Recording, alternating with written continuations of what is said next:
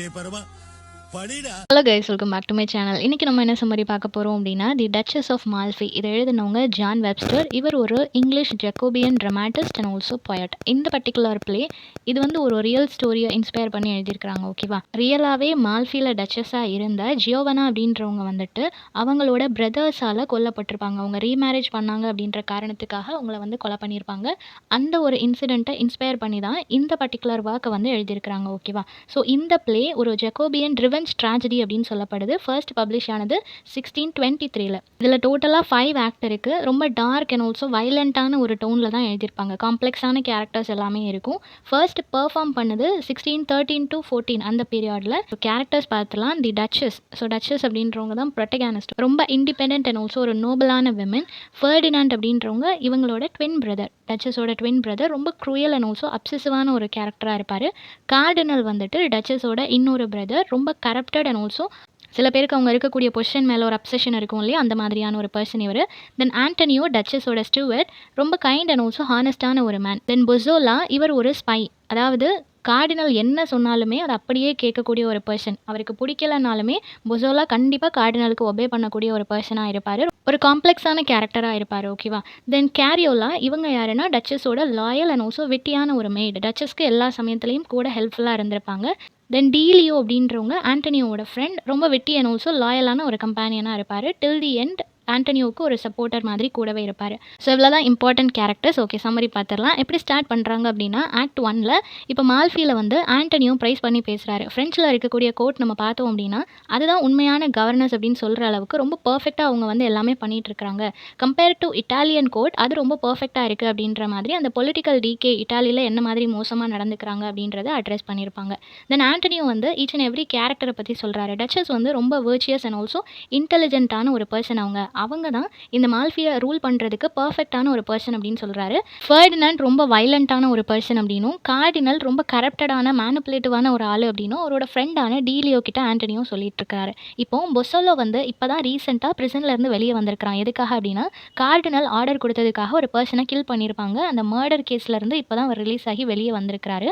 Ferdinand வந்து சீக்கிரட்டாக பொசோலோவை வந்து higher பண்ணியிருப்பார். எதுக்காக அப்படின்னா டச்சஸை வந்து நீ ஸ்பை பண்ணணும். டச்சஸ் வந்து அவள் மேரேஜ் ஆகி இப்போ ஹஸ்பண்ட் இறந்து போனதுனால விடோ ஆயிட்டா.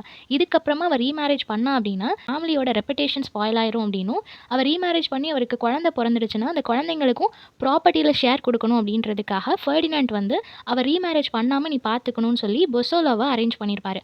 பொசோலோவும் ஸ்பை பண்ணிட்டு இருப்பான். இப்போ கார்டினல் அண்ட் ஃபெர்டினாண்ட் 2 பேருமே ரோமில் தான் இருப்பாங்க. இங்கே மால்ஃபியை பார்த்துக்கிறது டச்சஸ் தான். ஸோ அவங்க 2 பேரும் எப்போ மால்ஃபிக்கு வந்தாலுமே அவங்க டச்சஸ் கிட்ட சொல்கிற ஒரே விஷயம், நீ ரீமேரேஜ் பண்ணிக்க கூடாது, ஃபேமிலியோட ரெப்புடேஷன் தான் இம்பார்ட்டன்ட் அப்படின்றது இவங்களுமே அக்ரி பண்ணிப்பாங்க. ஒரு பாயிண்ட் ஆஃப் டைமில் அந்த பிரதர்ஸ் இங்கேருந்து லீவ் ஆனதுக்கப்புறமா டச்சஸ்க்கு வந்து ஆண்டனியோவை ரொம்ப பிடிக்கும். அது மட்டும் இல்லாமல் அவங்க ஒரு யங்கான விமன், வெரி யங் ஏஜ்லேயே அவங்க விடோ ஆயிருப்பாங்க. அவங்க லைஃப்பை ஸ்டார்ட் பண்ணவே இல்லை. ஸோ அவங்களுக்கு ஆண்டனியோவை ரொம்ப பிடிச்சதுனால ஆண்டனியோ கிட்ட வெட்டிங் ரிங் கொடுத்து ப்ரப்போஸ் பண்ணுறாங்க. ஸோ இந்த மொமெண்ட்டே மென் தான் விமனுக்கு ப்ரப்போஸ் பண்ணணும் அப்படின்ற ஸ்டீரியோ டைப்பை சேஞ்ச் பண்ணுற மாதிரி இவங்க வந்து ஆண்டனியோவுக்கு ப்ரப்போஸ் பண்ணியிருப்பாங்க. அவருக்கும் இவங்களை ரொம்ப பிடிக்கும் அப்படின்றதுனால அக்செப்ட் பண்ணியிருப்பாங்க. இந்த ஒரு ப்ரப்போசிங் சீன் வந்துட்டு கேரியோலா முன்னாடி தான் நடந்திருக்கும். அவளுக்கும் ரொம்ப சந்தோஷமாக இருக்கும். இப்போ ஆக்ட் 2ல் என்ன நடக்குது அப்படின்னா, செவரல் மந்த்ஸ் கடந்து போயாச்சு. இப்போ டச்சஸ் வந்து ப்ரெக்னெண்ட்டாக இருக்கிறா.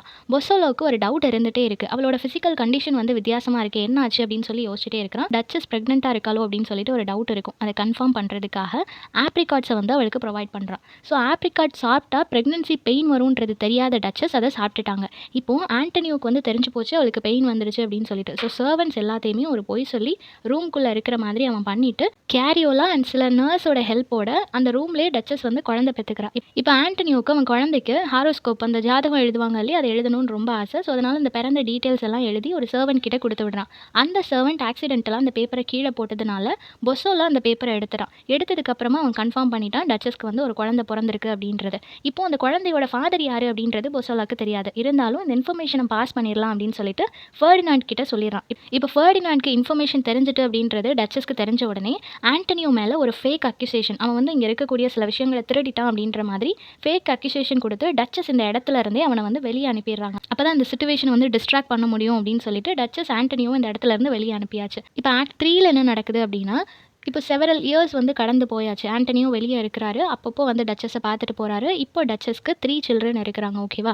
ஸோ ஃபெர்டினண்ட் வந்து அவருக்கு ரொம்ப அப்சஷன். அவருக்கு தெரிஞ்சுக்கணும் யார் வந்து டச்சஸோட ஹஸ்பண்ட் அப்படின்றத தெரிஞ்சுக்கணும்னு அவருக்கு அவ்வளோ அப்சஸ்டாக இருக்கிறாரு. என்னெல்லாமோ ட்ரை பண்ணுறாரு. பட் அவரால் கண்டுபிடிக்கவே முடியல. ஸோ ஒரு பாயிண்ட் ஆஃப் டைமில் பொசோலோ வந்து பிரிட்டன் பண்ணுறாரு. அவர் ரொம்ப லாயலாக இருக்கிற மாதிரி டச்சஸ் கிட்ட போய் பேச்சு கொடுக்கும்போது, இல்லை ஆண்டனியும் இந்த மாதிரியெல்லாம் பண்ணியிருக்க மாட்டார், அவருக்கு இவ்வளோ பெரிய தண்டனையா அப்படியெல்லாம் இவன் பாவமாக பேசின உடனே டச்சஸும் நம்பி அவங்க வந்து சொல்லிடுறாங்க, ஆமாம் அவர் எதுவுமே பண்ணலை, அவர் தான் என்னோட ஹஸ்பண்ட், அவரை காப்பாற்றுறதுக்காக தான் நான் இந்த மாதிரி சொன்னேன்றதை வந்து ரிவீல் பண்ணிடுறாங்க. இதை கேட்ட உடனே பொசோலோ வந்துட்டு ஃபெர்டினண்ட் அண்ட் ஆல்சோ கார்டினலுக்கு இன்ஃபார்ம் பண்ணிடுறாரு. இப்போ ஃபெர்டினண்ட் டச்சஸை பார்க்க வரும்போது டச்சஸ் வந்து ஓப்பனாக அக்செப்ட் பண்ணிக்கிறாங்க. ஆமாம் ஆண்டனியோ தான் என்னோட ஹஸ்பண்ட், நான் இதுக்கு எந்த விதத்துலையும் ஷேம்ஃபுல்லாக ஃபீல் பண்ணலை அப்படின்றத வந்துட்டு டச்சஸ் ஓப்பனாக அக்செப்ட் பண்ண உடனே ஃபெர்டினண்ட்டுக்கு அவ்வளோ கோவம் வருது.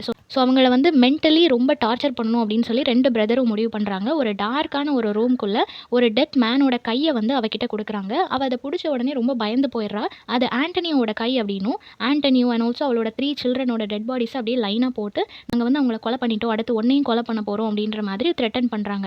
டச்சஸோட ரூமுக்கு வெளியே எப்போவுமே யாரோ ஒருத்தங்க கத்திட்டே இருக்கிற மாதிரி, டிஸ்டர்ப் பண்ணுற மாதிரி, அவளை சாப்பிட விடாமல் தூங்க விடாமல் ரொம்ப டார்ச்சர் பண்ணிகிட்டே இருக்கிறாங்க. ஒரு பாயிண்ட் ஆஃப் டைமில் ஃபெர்டினண்டோட மைண்டும் ரொம்ப டிஸ்டர்ப் ஆகுது. அவரால் ப்ராப்பராக எதையுமே பண்ண முடியல. அவரோட ரெப்புடேஷன் போயிடுச்சு, அவங்களோட சிஸ்டர் அவங்கள வந்து பிட்ரல் பண்ணிட்டாங்க, இந்த மாதிரி நிறைய விஷயங்களை யோசிச்சு அவர் மென்டலி பாதிக்கப்படுறாரு. ஸோ அவருக்கு வந்து ஒரு ப்ராப்ளம் ஆகுது. அவர் உல்ஃபாக அவரை பிலீவ் பண்ணிக்கிறாரு. கிரேவ்யார்டில் போய் டிக் பண்ணுறது, இந்த மாதிரியான ஆக்டிவிட்டீஸ் எல்லாம் அவர் பண்ண ஆரம்பிக்கிறாரு. அதோட ஸ்டார்டிங் ஸ்டேஜாக இருக்குது. இப்போ 4th ஆக்டில் என்ன நடக்குது அப்படின்னா, டச்சஸை வந்து இம்ப்ரிசன் பண்ணி வச்சிருந்தாங்க இல்லையா, அங்கே வந்துட்டு நிறைய குரூப் ஆஃப் மேட் மேன்லாம் வந்து டான்ஸ் ஆடுறாங்க. மென்டலி அவர் ரொம்ப டிஸ்டர்ப்டாக இருக்கிறா. அந்த சமயத்தில் பொசோலோ வந்து ஒரு ஓல்டு மேன் மாதிரி டிஸ்கைஸ் பண்ணிட்டு அங்கே வரான். வந்துட்டு டெத்துக்கு நீ ப்ரிப்பேர் ஆகிக்கோ, நீ கண்டிப்பாக இறந்து தான் போக போகிற அப்படின்னு சொல்லும்போது, இவளுமே ஓகே என்னோட ஹஸ்பண்ட் என்னோட சில்ட்ரன் எல்லாருமே இறந்து போயிட்டாங்க, நானும் கண்டிப்பாக இறந்து போகிறேன் அப்படின்ற மாதிரி அவள் சந்தோஷமாக அக்செப்ட் பண்ணிக்கிறா. அந்த லாஸ்ட் மொமெண்ட்டில் கூட I am Duchess of Malfi still அப்படின்னு சொல்லிட்டு இறந்து போகிறா. அவளை வந்து கொண்டுறாங்க. அவள் இறந்து கீழே விழுந்து கிடக்கிறா. இப்போ அவளை வந்து கொலை பண்ணிட்டதுக்காக பொசோலோ வந்துட்டு கார்டினல் கிட்ட எனக்கு அமௌண்ட் கொடுங்கன்னு கேட்கும்போது அதெல்லாம் தர முடியாது அப்படின்ற மாதிரி கார்டினல் அண்ட் ஆல்சோ ஃபெர்டினண்ட் 2 பேருமே சண்டை போடுறாங்க. ஸோ இதை பார்த்த உடனே இவனுக்கு அவ்வளோ கோவம் வருது. இவனுக்கு பிடிக்கவே இல்லைனாலுமே அந்த ஸ்பை வேலையை அவன் பண்ணினான். ஏன்னா அவனுக்கு தெரியும் டச்சஸ் வந்து நல்லவங்க தான் அப்படின்றது தெரியும். இருந்தாலும் இவங்க பண்ண சொன்னதுனால தானே இவ்வளோ பண்ணேன், இப்போ அந்த பொண்ணு இறந்தே போயிடுச்சு அப்படின்னு சொல்லிட்டு அவன் ரொம்ப ஃபீல் பண்ணிட்டு இருக்கிறான். பொசோலோ வந்து சடனாக பார்க்கும்போது டச்சஸ்க்கு உயிர் இருக்குது அப்படின்றது தெரிய வருது. ஸோ டச்சஸ் கிட்ட போகும்போது அவங்க லாஸ்ட்டாக ஆண்டனியோ அப்படின்னு சொல்லி கேட்குறாங்க. அப்போ பொசோலோ அவர் உயிரோட தான் இருக்கிறாரு, அவர் இன்னும் சாகலைன்னு சொன்ன உடனே அவங்க ரொம்ப சந்தோஷமாக கண்ணை மூடுறாங்க. ஆனால் பேக் ஸ்டேஜில் அவங்களோட 2 குழந்தைங்களை கொண்டுட்டாங்க. ஆண்டனியோ கிட்ட எல்டர் சன் மட்டும்தான் இருக்கிறான். மற்றபடி 2 குழந்தைங்க டச்சஸ் 3 பேருமே இப்போ இறந்து போயிட்டாங்க. இப்போ ஃபெர்டினண்ட் அந்த இடத்துக்கு வந்து டச்சஸோட டெட் பாடியை பார்த்த உடனே அவருக்கு பயங்கர ஷாக் அண்ட் ஆல்சோ ரிக்ரெட். ஏன்னா ட்வின் சிஸ்டர் இல்லையா, என்ன இருந்தாலும் நீ அவளை கொண்டிருக்க வேண்டாம் அப்படின்ற மாதிரி பொசோலோ கிட்ட சொன்னதும் பொசோலோக்கு ரொம்ப கோவம் வருது. எனக்கு பிடிக்கலனாலும் உங்களுக்காக தானே நான் பண்ணினேன் அப்படின்ற மாதிரி அவங்களுக்குள்ள சண்டை ஆகுது. ஸோ இது வந்து ஃபெர்டினண்ட்டை இன்னும் அதிகமாக ஒரு மேட்னஸ்குள்ளே கொண்டு போகுது.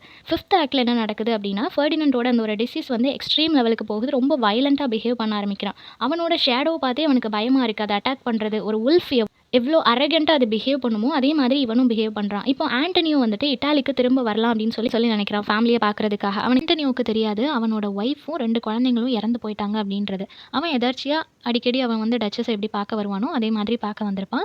இன்னொரு பக்கம் என்ன நடக்குது அப்படின்னா, ஜூலியா இவங்க வந்து கார்டினலோட மிஸ்ட்ரஸ். இவங்களுக்கு பொசோலோவை ரொம்ப பிடிக்கும். பொசோலோ வந்துட்டு இப்போ டச்சஸை கொலை பண்ணதுக்காக அவளோட பிரதர்ஸுக்கு ரிவெஞ்ச் எடுக்கணும். ஏன்னா அவங்க சொல்லி தான் டச்சஸை வந்து பொசோலோ கொலை பண்ணான். ஆனால் அவங்க இப்போ ஏதோ பொசோலோவே அவங்கள கொலை பண்ண மாதிரி ஒரு பிளாட் வந்து பிரிட்டன் பண்ணுறாங்க இல்லையா, அந்த கோவத்தில் அவன் ரிவெஞ்ச் எடுத்தே ஆகணும்னு நினைக்கும் போது தான் ஜூலியாவோட ஹெல்ப்பை கேட்குறான். ஜூலியாவுக்கு இவன் ஆல்ரெடி பிடிக்குன்றதுனால கார்டினலோட மாஸ்டர் கீயை திருடி கொடுத்துட்றா.